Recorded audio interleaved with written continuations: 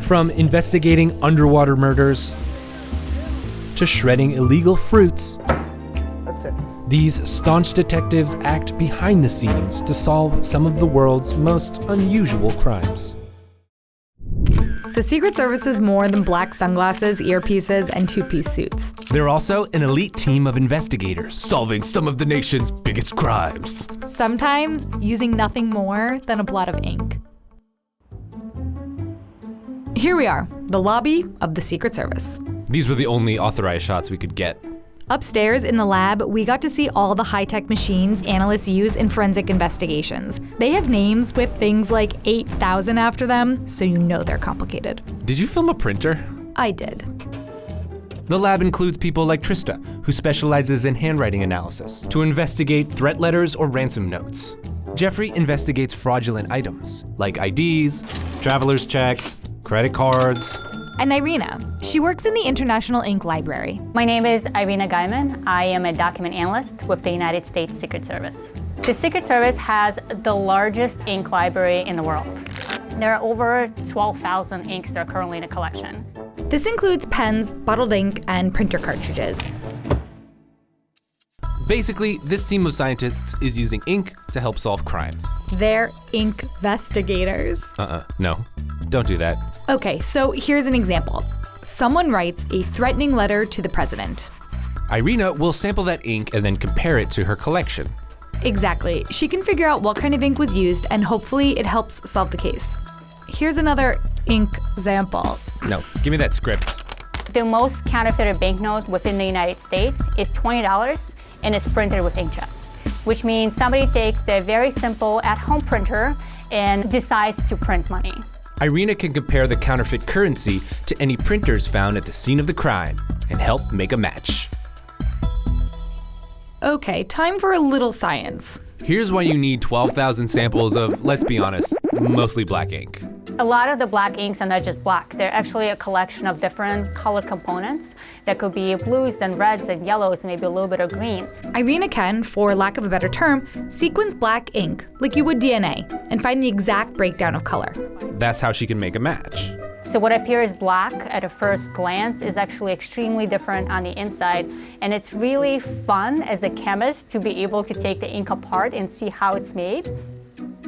I'm a nerd at heart.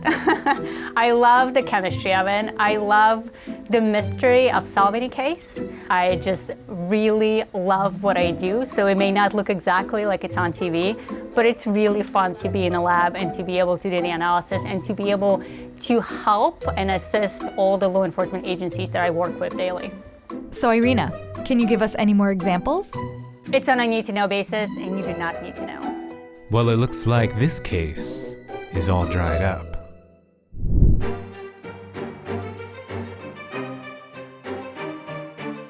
I've been threatened by Haiti with voodoo over food.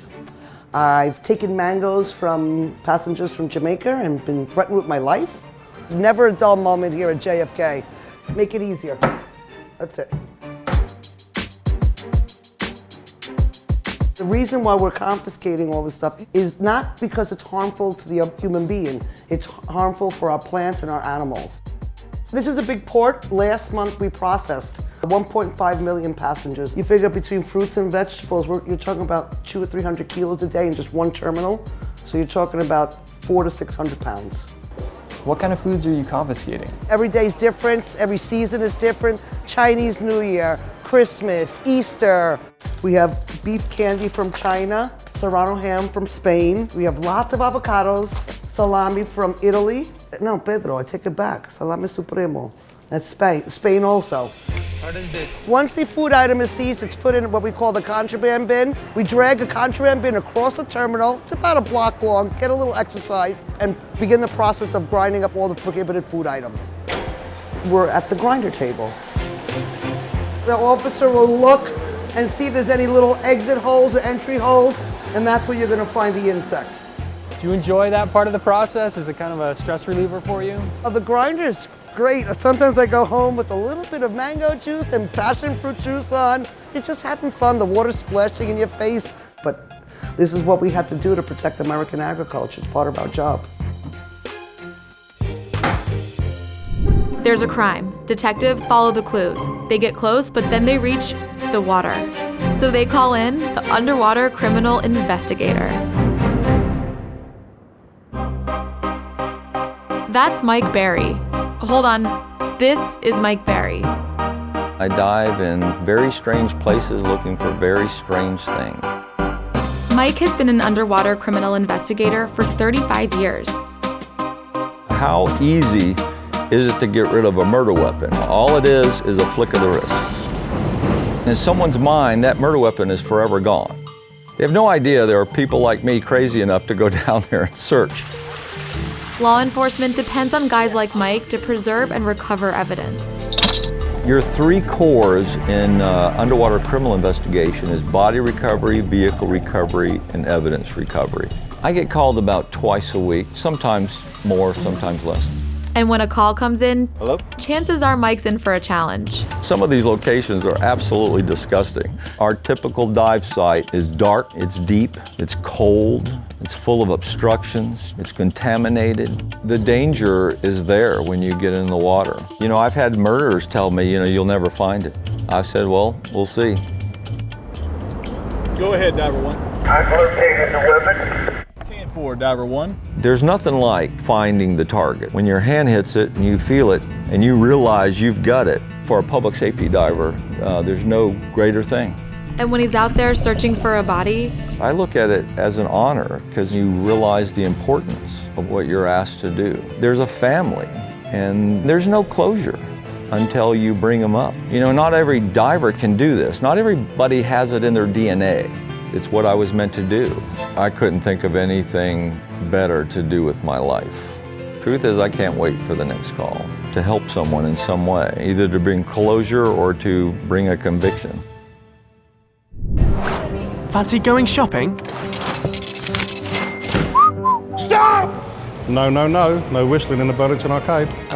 Who are you? We are the Burlington Beadles, probably the oldest and smallest police force in the world. You could say that we police your manners.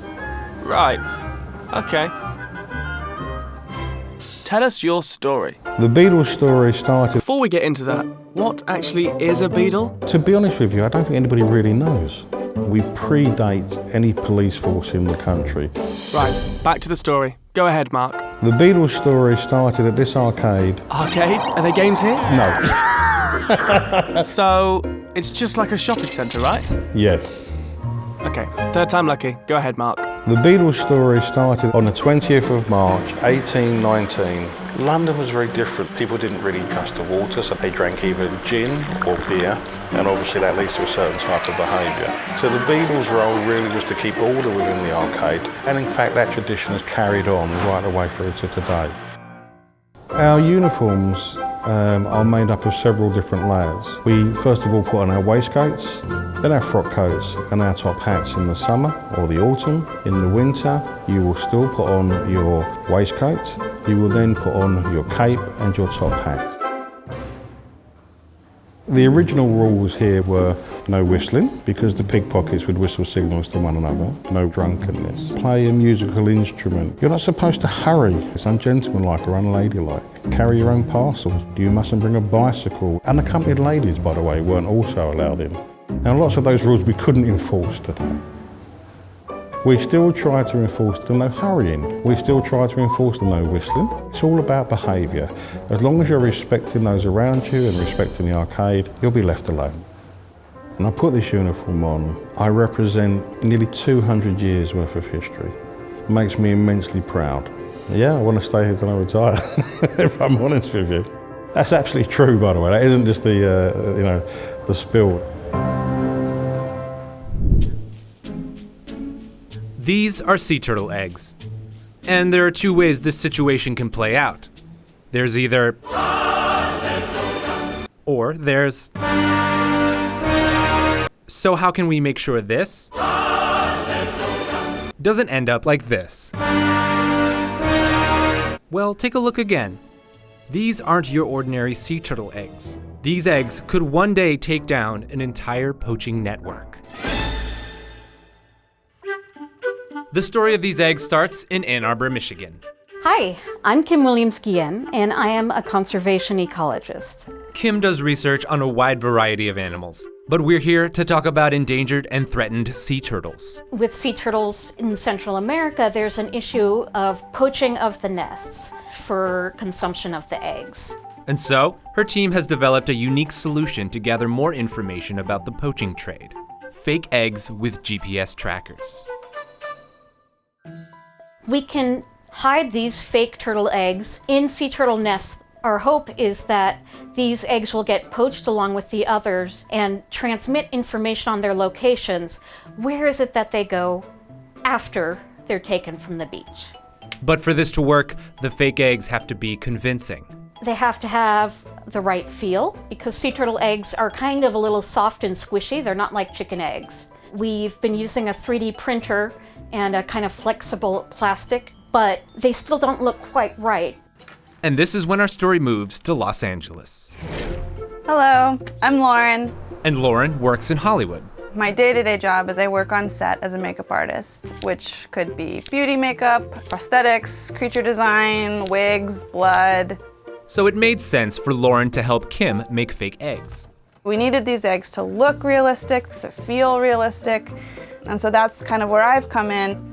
It was like the best way that I could use my skills making prosthetics, but to actually help a whole species of turtles, it's a dream job. After months of revisions, it's time to put these eggs to the test in Costa Rica. Hi again. You remember Kim. She's here to deploy the eggs herself on a protected conservation area. This is a place that's very special because it's a very important nesting site. Tonight, a sea turtle will come and I can test out putting the false sea turtle eggs in the nest. Not only will this project provide Kim's team with valuable information on poaching, she and Lauren hope it will inspire others as well. Wildlife poaching can be abstract or too depressing to even think about. Something about this project kind of captures people's attention. Here's this very simple, unique solution that I think then serves as a jumping off point for people's imaginations to learn more about this trade. All of us working on this project are just doing it in our weird little nooks and wherever we can. And it just goes to show there's so many little ways that everyone can help. You don't have to be making fake turtle eggs to make a difference. You can make a difference in your own way.